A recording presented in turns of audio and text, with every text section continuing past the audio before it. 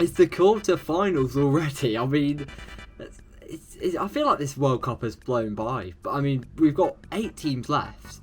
And it feels like just yesterday there were 64. First up, we've got Croatia versus Brazil. Now, Croatia, they've played solid. I mean, they've been united and have been pitting some pretty good team performances, but recently and throughout the whole entire World Cup have been having a massive issue converting performances into wins, with the side actually drawing 3 out of their only 4 World Cup games. I will say though, big boy Modric, oh my god, at his old age of 37, I mean, he's still playing fantastic football. He will no doubt run all over this Brazil midfield.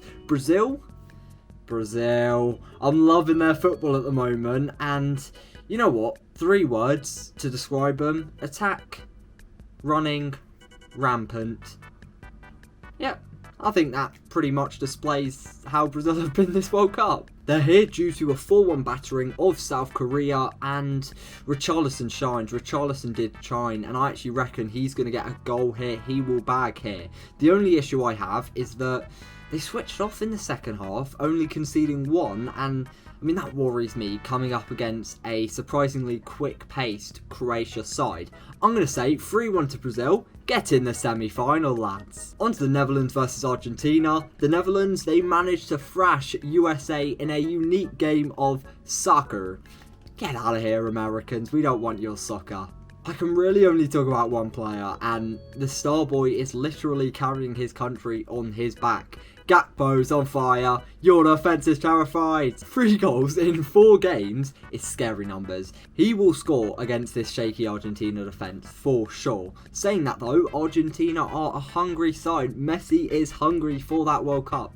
And I'll be honest, I don't see a world where they miss out going to the next stage. Yes, you can argue that they started off poor, obviously being embarrassed by the Saudis, but they sort of pulled it together, and let's be realistic, it is every boy's fantasy to see Messi lift that trophy. It just is. I mean, even a United fan is saying that.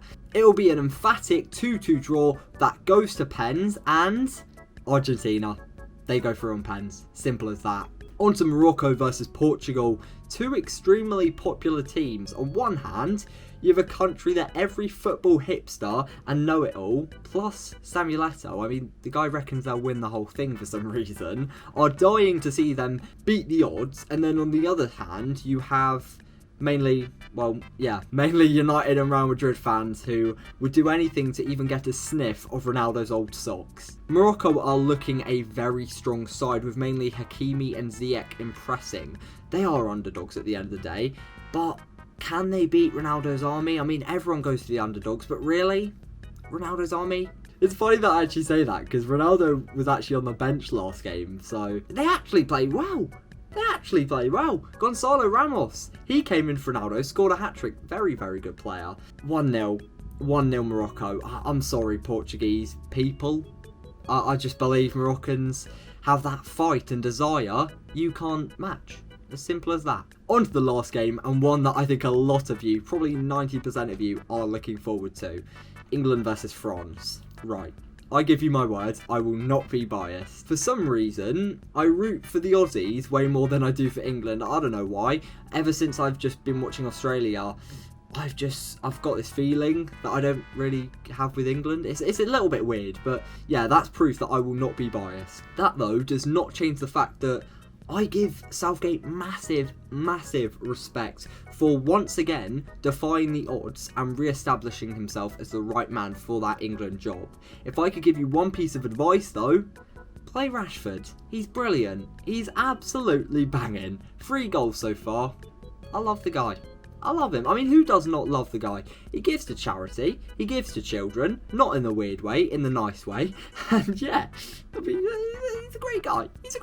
I did try to actually create a nice build-up for England on purpose.